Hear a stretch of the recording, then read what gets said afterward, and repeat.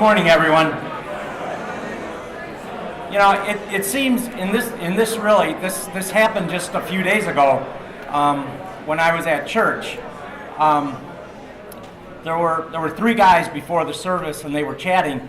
Two of them were retired seniors. If I recall, two of them were NCRO members, and then the third guy was he belonged to one of the local unions, and they were talking about their injuries and and just their ailments that they had.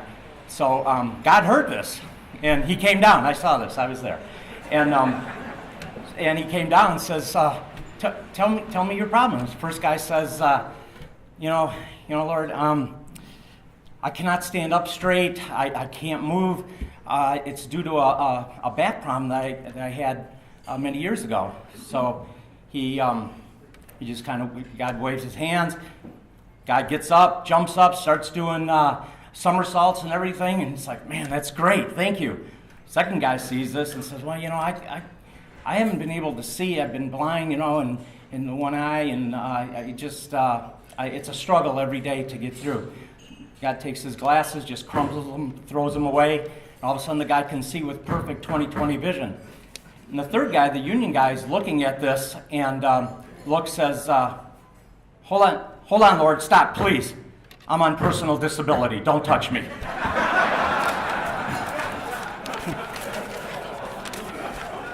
That really happened, yeah, just a few days ago, yes.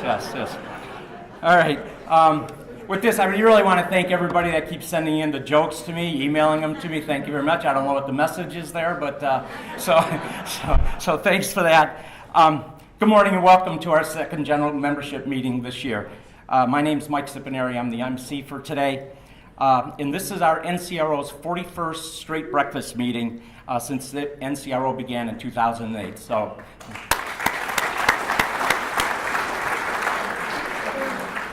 thank you for coming, and thank you also for the people on the webinar for joining us.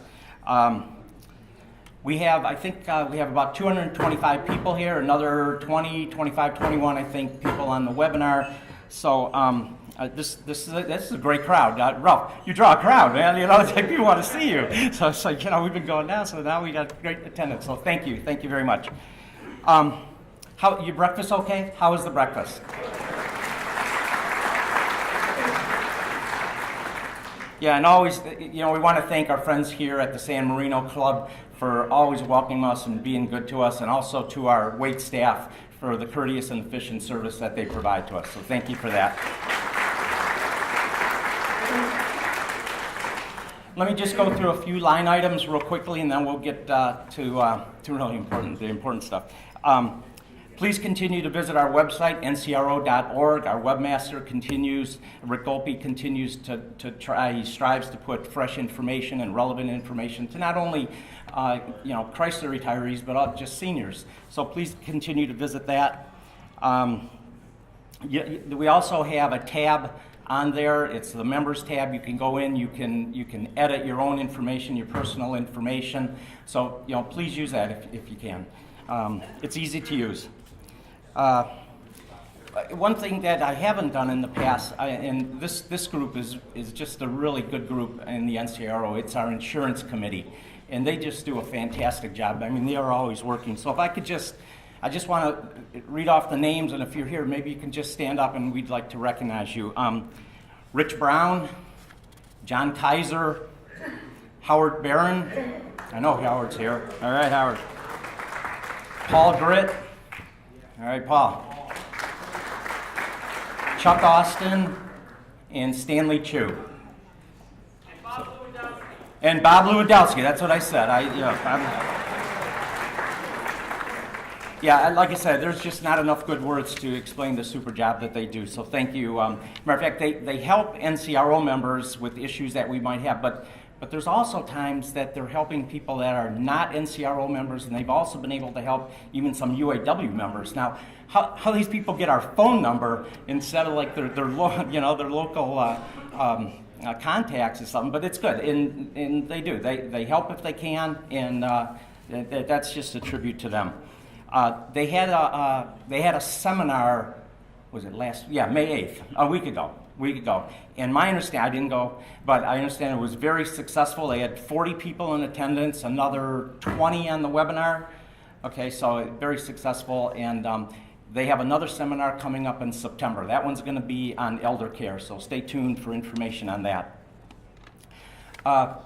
Any questions that you might have, issues, please, contact us via the website. There's an email address there. You can send in a message or call our office, and that message eventually gets to us, and we fan it out to whoever can address that particular issue.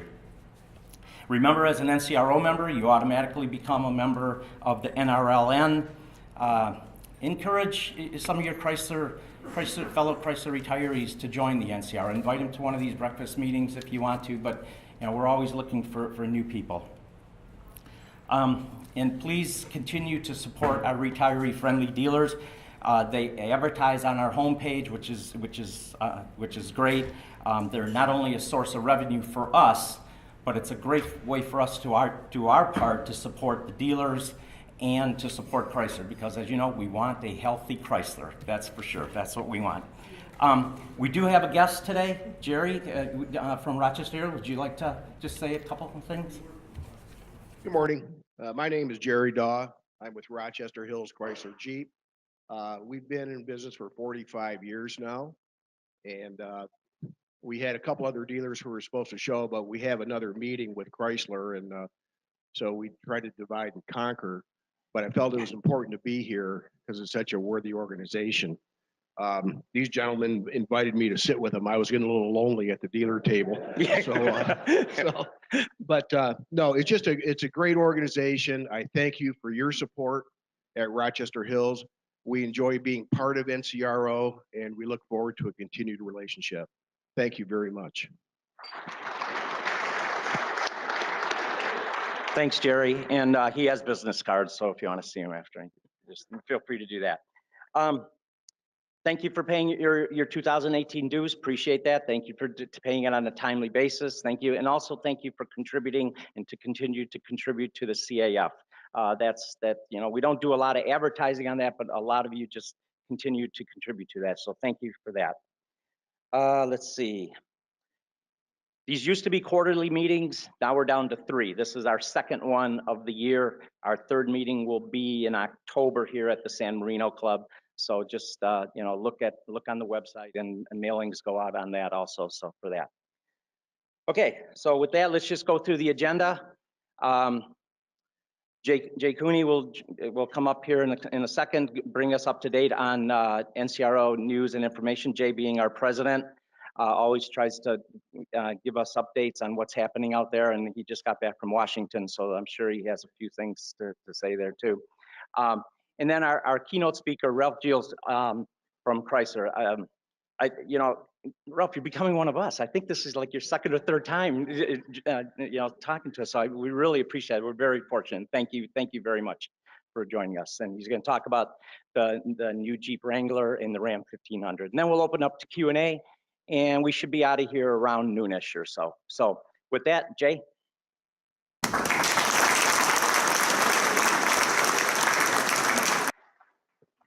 Good morning. Is that right? You can hear me? Good. Okay, I'll try to make this work. First of all, I'd like to thank you all for coming. Appreciate the support. You don't know what it means to us and the organization to see the kind of a crowd we have today, and for all your support with dues and with the things you do. And hopefully we are doing the job that you expect us to do for you guys. Ralph, we appreciate you being here. We know it's a tough thing to do, taking time out of your busy schedule and whatever. And Diana, we thank you for helping Ralph with this, and it means an awful lot to us. It really does. So we appreciate you coming. I just want to say a couple other thanks, because I don't know if I've done this before, but I talk about the people behind the scenes. Dave Poxon, who you see walking around with a camera, who drives everybody crazy when he takes his pictures. Dave, yes. Dave's job really is part of what he does for us is to manage these get-togethers and coordinate them all. And Dave, I appreciate that. It's a thankless job, and you do a great job with it. Liz White's here somewhere. Raise your hand, Liz. Oh, she left, okay. Liz manages, when you sign up and keeps how many people we have coming and keeps us all straight in terms of that and helps Dave's out. So we appreciate Liz. And then this crew over here and his crew, these guys over here and these guys right here, they're amazing. I mean, they set all this stuff up. They keep us in the high tech world. And I'm sorry, I didn't punch a button, or I did. And they arrange all this stuff so we can have this kind of a meeting and be as technologically advanced as we can. And we got this new clicker now, so we know exactly how to work it. So, guys, thank you. I appreciate all the hard work. And then, as I said, you guys, I appreciate the fact that you guys show up on these meetings and give us all of your support. Okay, I got a couple things, updates. Changes to employee purchase plan. I know you guys have seen a letter. I think it was mailed out on Friday, and you should have gotten a letter. I'm going to talk to you a little about that to kind of clarify some of the things that may not be as clear on the letter. And then the second piece, I'll spend most of the time on it, is a pension overpayment update. I don't know who in this room might have been affected by the pension overpayment update, but I'm going to talk to you a little about that in my whirlwind trip to Washington. My whirlwind trip to Washington yesterday. And whirlwind it was, because we were on a plane at 5:40, and then at 6:40 they said we hadn't left the gate, and they said, oh, we're going to deplane. So we deplaned until about 9:40. We took off last night from Washington. I don't know if you saw the news and the weather with the tornadoes that went through and the hail and all that. Yeah, it was. It actually was awful. So I'll talk to you a little about that. First of all, Bill Catterite from the NRLN asked me to remind everybody somewhere in your emails, you should have gotten an email from the NRLN that said 2018 survey. Would you please, if you get a chance, it takes a little while, but if you would get a chance, I'd appreciate it if you guys would go online and actually fill out the survey. It's an important survey for the NRLN, and it provides them a lot of information. So they can do some things, and it gives us some good demographics, gives us good issues on what you might be interested in, and it helps us develop the legislative agenda for the NRLN. So please, if you would do that. Now, this is going to drive me nuts, or else this is going to drive you nuts unless you're going to walk around. Next. In the mail, it should have looked like something like this. You probably can't see it, but you got Q&As, and you got a letter that said what the changes were to the employee program, purchase program. The reason that the changes were made is there's been some activities, inappropriate activities, using employee numbers and using friends and family numbers for people who really shouldn't have had those. And in fact, some people we know of some people that actually went in and tried to register to get an employee number, and they ended up having no employee numbers because they were already all used. So there's been some activities out there that's caused the company to do some changes. So basically, it's pretty simple. For the employee programs, what you have to do is go online and follow the instructions in the letter, and you have to lay in or include each one of your family members that you want to put on the list. There's a drop-down box when you go in. It says what their relationship is. You click on the relationship, put in their name and their birth date, month, day, and year. That's it. Then if you do that and come back in for an employee purchase, you go into the employee purchase, you drop onto that person, comes up, then you fill in the required information, and then then you get the number and everything goes well. You have till the 14th of June to do that. Then there's no going back in till the end of the year, other than this year they're going to do a mulligan for those play golf, a mulligan. That if you didn't do it, there's a way to actually put someone else in between now and then. Otherwise, you can do this once a year, and it will roll over. So it means if you put all the people in this year, when next year comes up, you don't have to re-enter the people. They're still in the system, and it goes that way.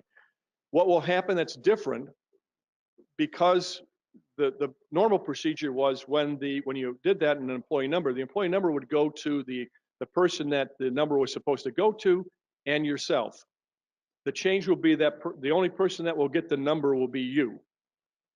And then your responsibility is to give that number to the person to use with the dealership. They will not get the number. The dealership will not get the number. It will come to you. The reason that's there is because if somebody begins to use the numbers inappropriately, then it's going to be upon either the employee, because this is the same for the employees to do, and the retiree, and then you may not be able to get any more employee numbers if you're doing it inappropriately.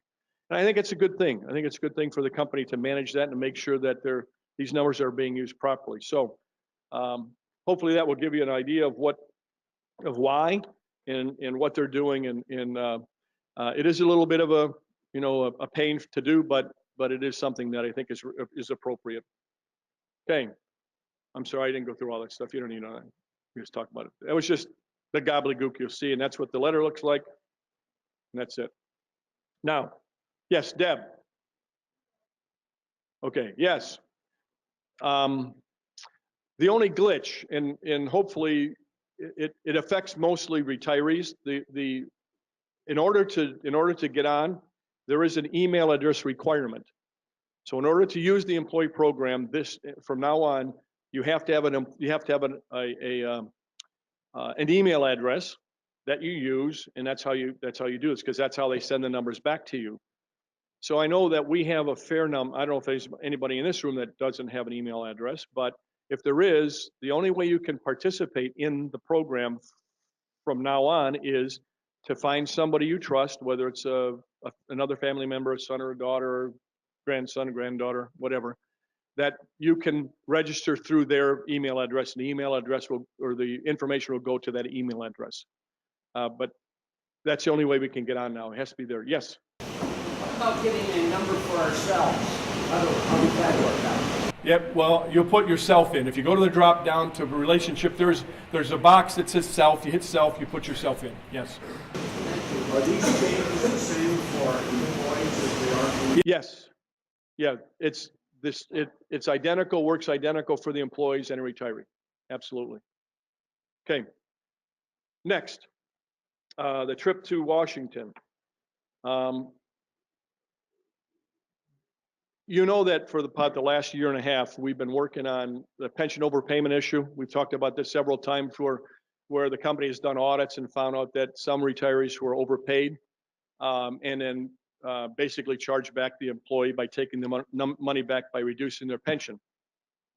And I think the last time we met, I told you that the company's decision was, after a year or so of a restudy and a reanalysis, the company decided to continue to take the money back through the pension plan. They did make some changes in how that was done, in terms of length of time and how they did that, but they decided to continue to bring the money back, or recoup the money for the pension plan from the retiree. Again, I said, our position. Our position was, we didn't believe that was the appropriate way to do it. We thought that either the third party or the company should put the money back in, because our view was the amount of money being recovered from the pensioner was in some instances, was a significant recoup from the pensioner, and in fact, in some instances, could put them into some kind of financial hardships. Whereas that money, in relationship to a $6.2 billion funded pension plan, or a $4.7 billion profit from a company, really was minuscule and diminutive, as John would say. However, the decision was made not to do that, and frankly, that's legal. There's nothing wrong in it legally. Basically, that's how most companies, I should say all companies, really handle it. So we had been working with the NRLN, our larger group, to make this part of a legislative agenda item, because we believe that something needs to change legally. If we can't get the companies to do that on their own, because they could, we felt it was important for us to go to Washington and speak with some individuals and try to get this taken care of. So that's what I did yesterday. It was a long day. Got home about 11 o'clock last night from the storm. So I went with Bill Catterwright, who's the president of the NRLN, Allison Parker, who is their local lobbyist, and then a lady by the name of Karen Ferguson, who some of you might have seen Karen Friedman, who came here to speak to us from the Pension Rights Center. Karen Ferguson is Karen Friedman's boss, very, very intelligent lady, and the PRC has been involved in this activity. So we met with the Department of Labor, and then that was about 11 o'clock. At 2 o'clock, we met with the senior legislative agenda person for Bobby Scott from Virginia, the House, and for the House Education and the Workforce Committee. And then at 3 o'clock, we met with with basically Treasury, the IRS.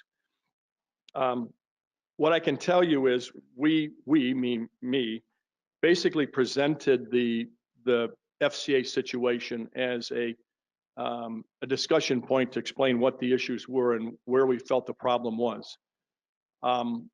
We really believe that ERISA law is there to protect the pensioner, but unfortunately, the way the ERISA law and the IRS law regulations are written, they basically say that the pension plan must be made whole if there's an overpayment, and it isn't definitive on how you do that. It says you may recover from the pensioner, but it doesn't say you must. But the interpretation has all been that the pensioner will pay. I personally believe that's partially because it's the easy way to do it. Basically, in this instance, FCA would say to State Street, recover this amount of money from the pensioner, and it comes right out, simply out of their pension check, versus going someplace and having to do other things. So anyway, long story, we met with the Department of Labor, and in reality, everybody basically agrees that something needs to be done. One of the comments was, this is ridiculous, by one of the heads of the Department of Labor. They basically all agree something needs to be done to change this. However, I've said this to you guys on several times, every time I come back from Washington. The process by which you can make these changes happen are arduous, because you got people starting going, well, that's their responsibility. Oh, that's theirs. How do we get together? Tell me what you want me to do. Tell me how to fix this. So while there is a heightened understanding and agreement by all parties that something needs to be done, it's going to have to be done over a period of time and continually pushing it, because the chances of getting ERISA law changed are probably slim and none. Because every time we do this and say we need something done legally or from the law changed, everybody says you can't get anything done in Congress. And unfortunately, that's a big problem. The other issue is then we need to get Department of Labor and the committees and the Treasury together to figure out whose job it is and what regulations need to be changed so the pensioner doesn't pay. Like I said, everybody agrees that that's what needs to be done. The point will be how do we get it to be done? So we will continue to work on that, because we firmly believe that's what has to happen, because we don't believe that that the pensioner should be responsible for paying. We have said, and that question was asked, should the pension be put back to what it should be? And we have agreed, yes, we think yes, it should be, so we can have some fair and equitableness in terms of don't take the money back from the pensioner, but okay, adjust the pension to the appropriate amount. So we're in that. And in fact, that was asked of us in the question. The one thing that will be frustrating to all of us is, and I just said it to John Glocksbach and others, they said, when we were faced with an issue or something that needed to be solved, how many of you got a call at like 6 o'clock in the afternoon or evening, or 7 o'clock in the evening by your boss that said, here's the issue, have the solution on my desk at 8 in the morning? That ever happen? That was our job. Our job was to solve problems. And in Congress, they tend to have analysis by paralysis by analysis. And so stay tuned. We're not going to stop. We're not going to stop working on it. And it is something that's very important. I don't want to be too long. I'm going to do one more thing, just because I think John Glocksbach wants me to do this. Did anybody get the new AFN in the mail? Did anybody find out, or did anybody decide how well-funded our pension plan is? You didn't? With all the information that's here? I brought that with me to the Department of Labor because they're partially responsible for part of it, and to the Treasury. And interestingly, when we were having a discussion with the Treasury on the pension overpayments, the question was asked, well, how well funded is the pension plan? And I said, I'm glad you asked that question. As I said, I happen to have the FN here, and I said, I have written on the top of it that says, when a retiree asks the NCRO, how well funded, how well is our pension funded, I write myself, what do I tell them? So I went through them and I said, on page 1, it tells us that we're either funded with the adjustments at 88.89%, or we're at 72.7%, depending upon what, do you use MAP 21, which is the extended 25-year lookout at interest rates, or the normal, which is 7 years. Then you go to page 2 and it tells you, oh, by the way, a different time frame. This is January 1st. It tells us that we're either 88.89% funded because they're using the front page, or if you use all of the assets in the plan, we're at 98.7. Then I said, okay, on page 3, if you go to the market value of the assets at the end of the year, it says we're 82.6% funded, not 72.7, 88.9, or 98.7. Then I said, because remember we talked last time about the fact that the company sold the pensions for about 16,000 people to Athene, so they're out of it. So they're required, because they made a major thing in the pension plan, they're required to put the information out there to do it, and they did a great job with it. But it's projection now, different date through the end of this year, 2018, and they use total assets, not the numbers that they use on the smaller number. They use all assets from the plan, and that was either at 87.5% or 104.5 at the end of the year. So I said, I don't know. So, and he looked a little sheepish at me, and I said, I don't know. I don't know what the number is. And then I said to him, this is John's line, but the only thing that matters really would be if something were to happen to our pension plan that the PBGC would take them over. Then the only number that matters is what the PBGC would value the pension plan at. None of these numbers at all, and they're not even in there. So anyway, it was a good trip, a little frustrating, but I think we're going to make I believe that with some real work at this, we're going to make some progress on the pension overpayment issue. For those of you who might be involved in it right now, we'll continue to work on your behalf if we can, to try to get some relief. But like I said, it looks like we're going to have to go to Congress or to the DOL or Treasury to get all this stuff straightened around. So with that, again, thank you very much for your support. I appreciate you all being here. Mike, back to you.